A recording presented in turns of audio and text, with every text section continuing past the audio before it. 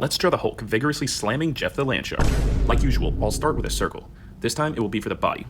You might have noticed I'm not using tubes like I showed in my previous tutorial. That's because Hulk's arms and legs are decently dynamic and are also being foreshortened in this scene. I'll go more into detail on foreshortening in a later video, but for now, check out this hideous expression on Hulk's face.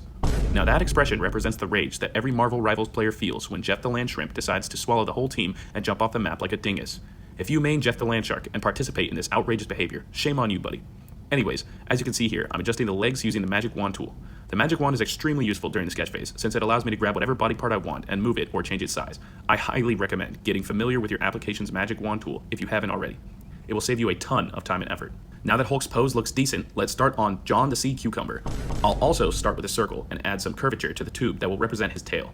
Our goal here is to make it seem like his tiny little fish torso is flapping in the wind like a wet tortilla before being vigorously slammed by the Hulk. After we've drawn his silly little face, it's time for some hardlining. This will help us clean up any funky looking lines we may have made during the sketch.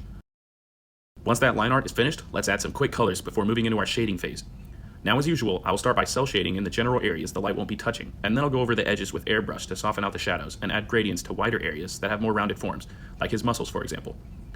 Once that part is done, we're just going to add some reflective color onto the underside of the shadows for a more 3D effect, and proceed to start shading James the Land Shrek.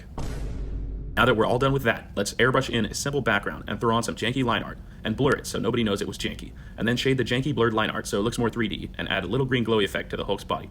And boom, we're done.